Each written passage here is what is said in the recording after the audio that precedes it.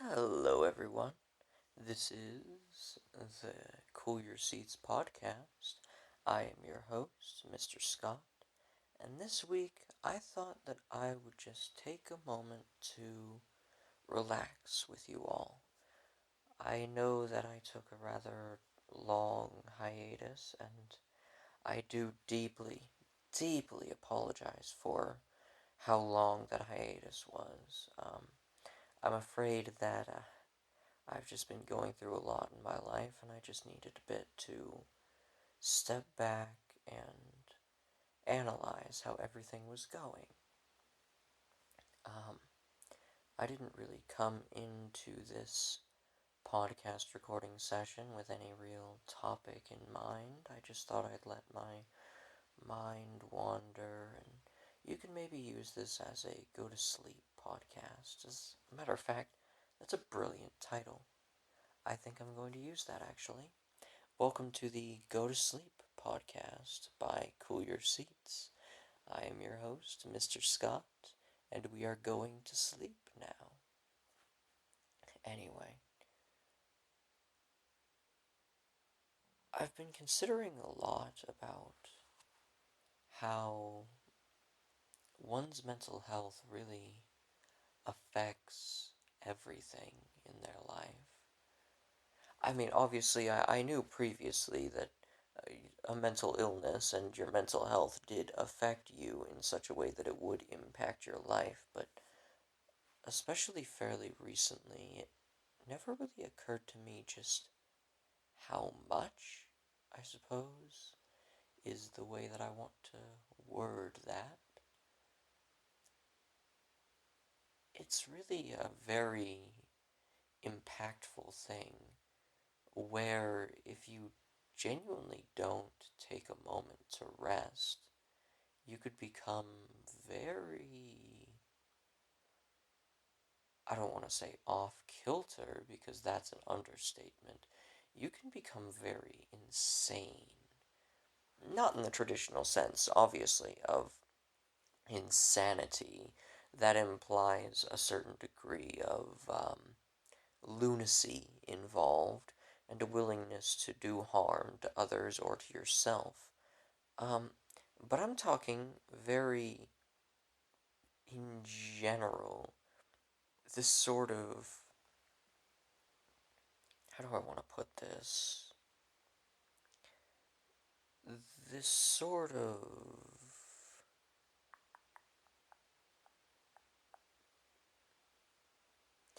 this sort of mental state where you're never really feeling like you're in a position of deserving fun. Or, well, not fun, but a break, really. You get so wrapped up and caught up in all the different monotonies and minutiae of day-to-day life that you really start to, well, you stop being able to say, okay, I need a break. And it's completely understandable to other people and to yourself why you feel that you don't need a break. Because you just feel like there's still so much work that needs to be done. And that's okay. Sometimes the rushing adrenaline, oh dear God sensation that is brought about by, well, frankly, by the sheer terror, stress, and panic of having things pile up on you, can help you find yourself in a position where you can do those things. Um, but there's certain illnesses that I know that really affect your ability to do those things, and I've seen them carried out, mostly by me, admittedly, but executive dysfunction is one of those mental illnesses that I really think doesn't get the attention that it deserves. Um, Because what executive dysfunction essentially does is it makes it so that way you just can't start tasks. Now I know you're looking at your pillow, computer screen, phone screen. You're even looking off into space right now with a questioning, puzzled look on your face. What do you mean, inability to start tasks? And I think that it's a very relatable thing for the people that have it, but for the people who don't, it's a very enigmatic thing. Um, but essentially, what I mean by can't start tasks is that you physically cannot begin a task, and you cannot sort of bring yourself to taking the first step. No matter how easy the task might be, and even for things that you want to do, like getting ice cream or watching TV, it can be almost impossible to start. And it really does bring about a lot of problems for the people who have it in their not just professional, but also their private life. Um, and I know for a fact that that sort of feeling, if nothing else, the feeling, um, really drives home just, well, just how stressful that sort of mountaining up of things is. Um, and so, for that sort of mental illness, the typical tricks of just to get started to complete some of these stressful tasks don't work. Um, Now, obviously, I'm not saying that you should go out and use that as an excuse in your work or your life to not get things done, because no matter how you try to explain it, and even if you bring in a doctor's note, I'm not even sure that anybody would be willing to, well, allow that. But what I am saying is that it's perfectly valid, and there is a name if you find yourself unable to start doing things. Um, but just as well, a very big part of doing things is really prioritization. And I've found that if you, well, I've found that prioritization is the biggest cause of grief and just blind, sheer agony when it comes to getting things done. Um, Especially if you might suffer from something like ADHD or some other variety of hyperactivity that you get started on one task and then, oh, but this task needs doing, and so you get started on that one, and then you jump to the next task, and you jump to the next task, and you find yourself unable to focus and hunker down. That's when you don't get anything done. Um, and sometimes you just have to take a step back and go, okay, I this is the deadlines for these tasks. I need to get the closest deadline done first, the second most recent one next, so on and so forth until your list of priorities is cleared. Even if your list of priorities stretches forward weeks in advance, you need to keep in mind that you have those weeks in advance for the other tasks. And sometimes it's more beneficial to just wait to get started on those tasks so that way you can finish your current workload. Um, and I know that I'm talking from a position of, well, a position of the outsider. I am not currently in your place of living. I am not in your life. I am not a part of what you do, really. So, whereas I may not necessarily know what's going on, I'm providing a general outline that you can start to follow and get in the groove of. Do you have to? Obviously not. If you have a system that works for you, continue to do things your way. Please. I implore you to continue using the system that works. If you can find a way to make that system more efficient, implement it. But if you are hearing me talk right now and you're going, oh, the system that works for me isn't that, I should maybe think about switching. Don't. Please.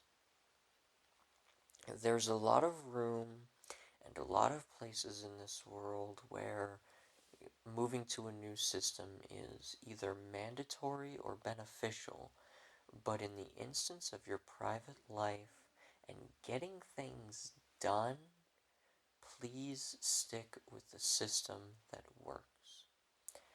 Um, I'm not talking from a position of someone who knows you personally, although I'm sure that we would be great friends, dear listener, my friend. Um, but I am providing you a general outline of what I find works best.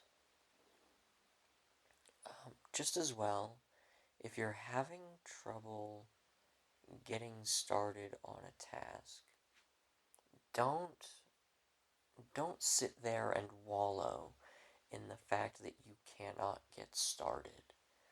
That's not going to get you anywhere, if anything.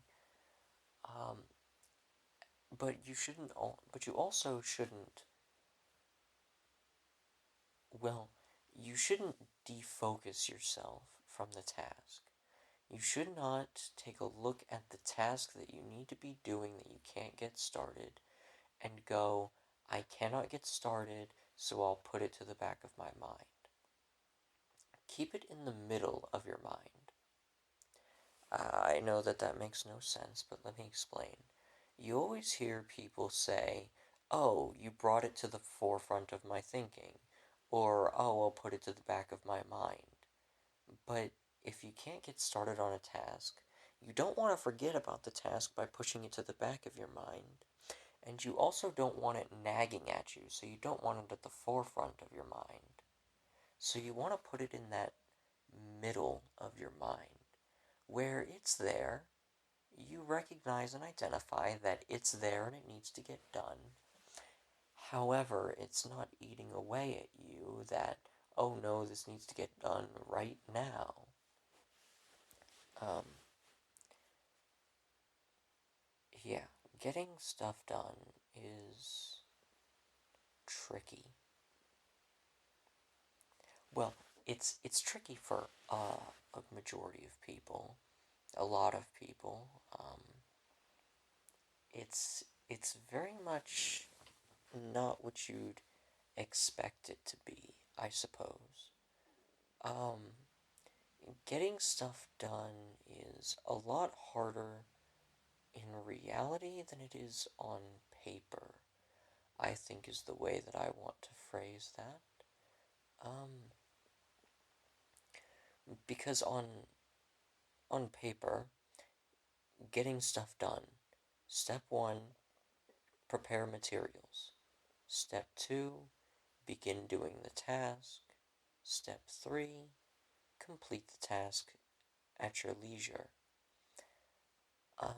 It's very easy. It's a three-step process, even. But in reality, that's not how getting things done works.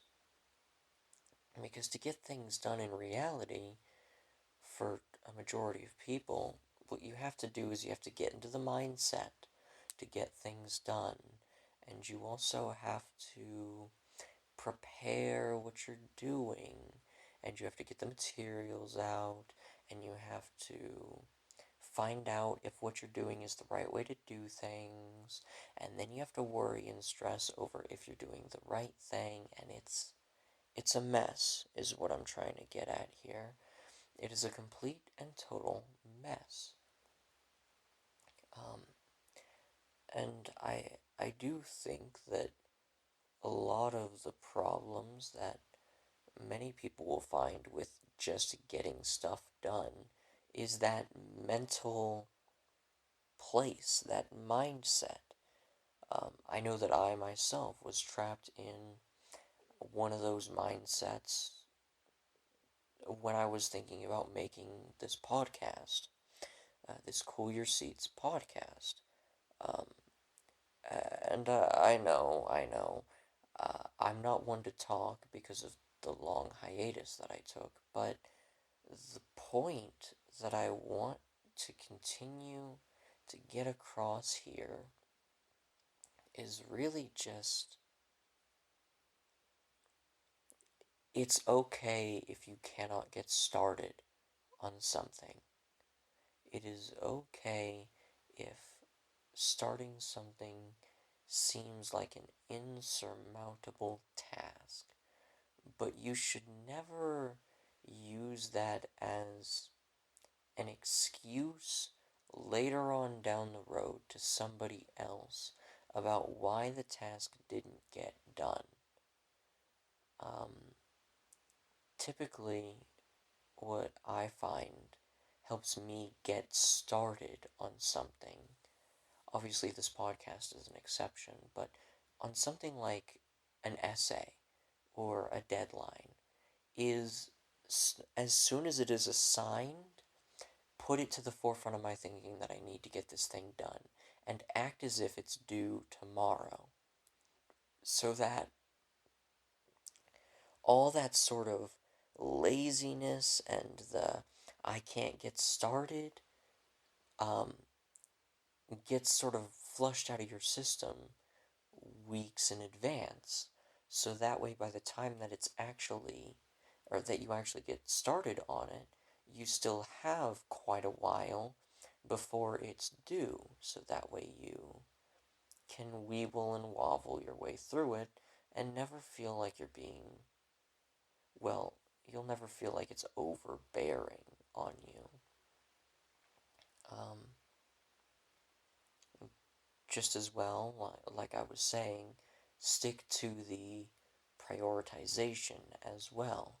Don't move around on tasks a lot, because the more times you move around on task, or the more tasks you move around and doing each one a little bit at a time, the worse your train of thought is going to be. And it is the worst thing in the world when you don't have a train of thought there. Um, because with a lot of tasks, your train of thought is, well, it's your lifeline, really. It's what helps you get things done. It's what helps you recognize that, hey, I need to do this, this, this, and this in this order. Um, it's what helps you remember exactly what you're doing and what your mind and where your mind was at when you were doing that thing. So when you're doing an essay and then you suddenly jump over to, oh, I don't know, cleaning your room, you go from the academic mindset of, okay, well, I'm doing this paper, and you're thinking about the paper, and now all of a sudden you're thinking about cleaning. So when you go back to doing the paper, you won't remember where your mind was at.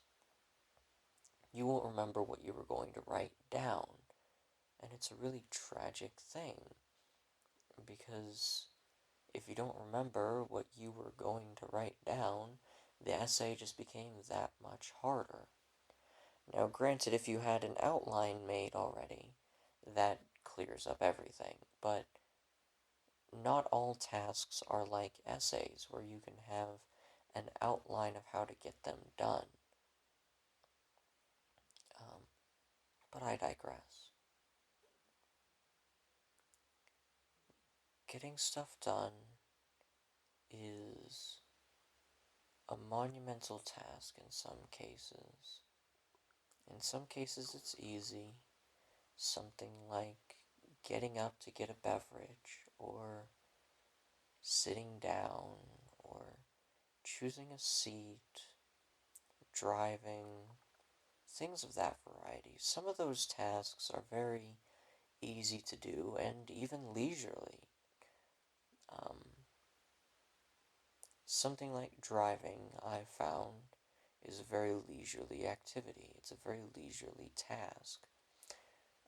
And it can make the start of and the end of a day easier on you.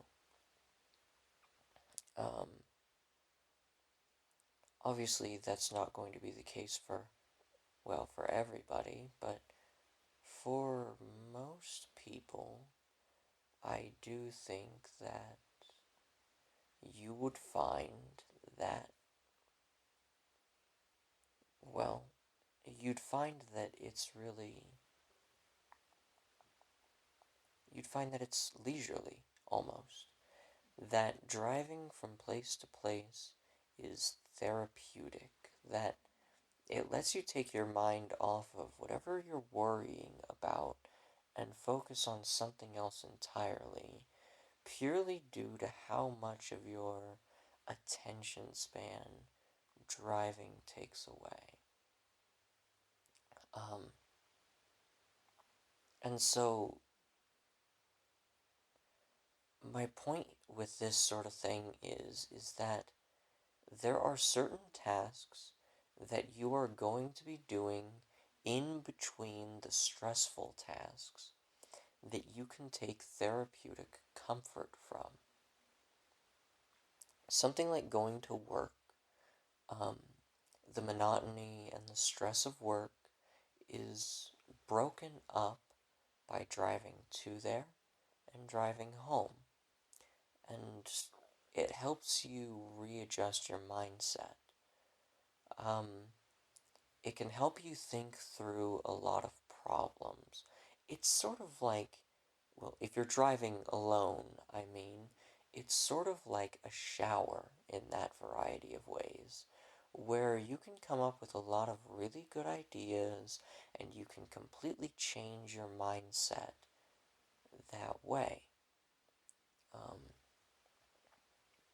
and it really just gets a lot of things across, I suppose, and it helps you sort out how you want your life to be.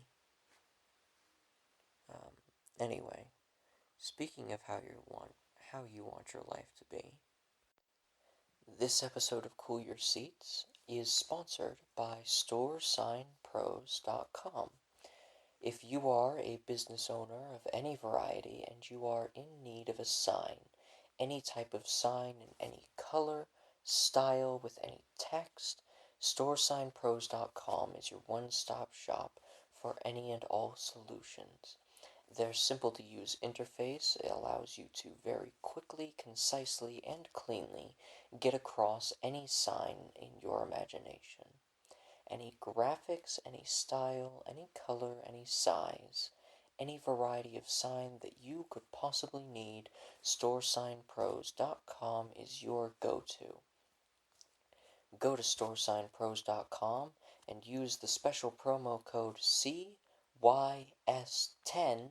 for 10% off your purchase of any sign in their shop. That's right, you can get 10% off any purchase of any sign in the storesigns.pro or storesciencepro.com, excuse me, shop when you use promo code CYS10. C cool Y your S seats 10 dot on storesignpros.com for 10% off. We here at Cool Your Seats, and especially I, Mr. Scott, would like to thank Store Sign Pros for sponsoring this video. And now back to the podcast. Now, after that brilliant sponsorship break, I'm afraid that I really don't have all that much else to talk about on the subject of, well, doing stuff as this podcast turned out. I suppose it really wasn't the go to sleep podcast, as every podcast of mine is a go to sleep podcast, but it was the doing stuff podcast. Um, I'm afraid that I still don't have all too much to talk about, so, as is tradition around here, I'll send you off with a calming scenario. Sit comfortably or lay down.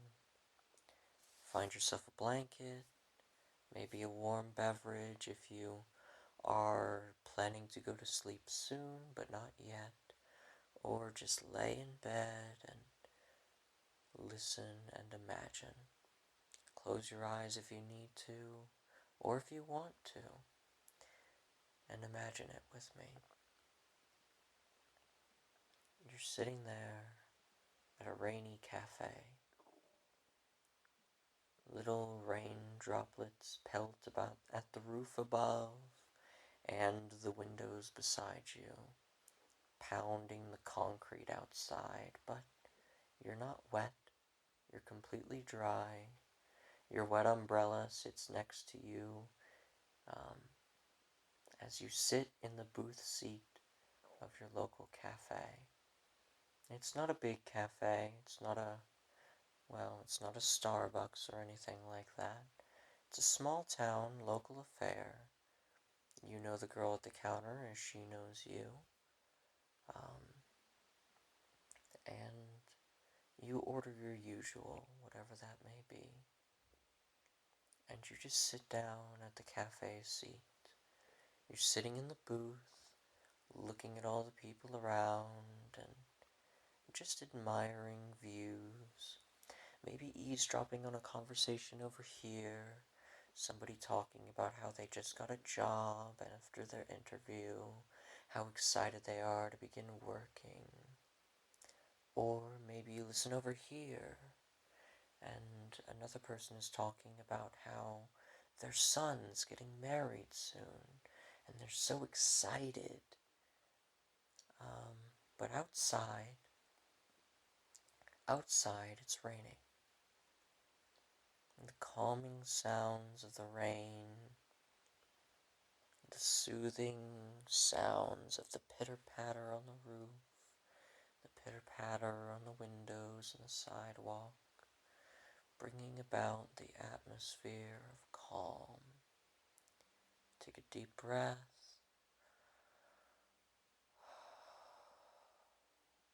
Smell all that coffee and all of the different beverages around you, the soothing scents that come with it. And the world just seems at peace. It's a different kind of place. Other people are sharing in the experience. Maybe you've got headphones half put in, headphone in one ear uncovered, and you're listening to your favorite band, listening to them play, but you have them turned down very low, sort of as a backdrop almost, instead of the main activity that you're doing.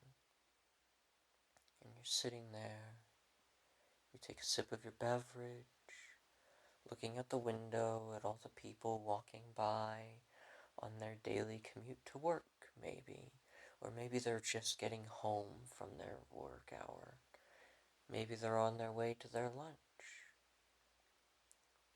Either way, the rain doesn't mind. The rain continues to fall no matter what time of day it is. And so you find yourself in this place of everlasting peace. Thank you for listening to the podcast, everybody. This has been the Cool Your Seats podcast, and I am its host, Mr. Scott, and I will see you all next time.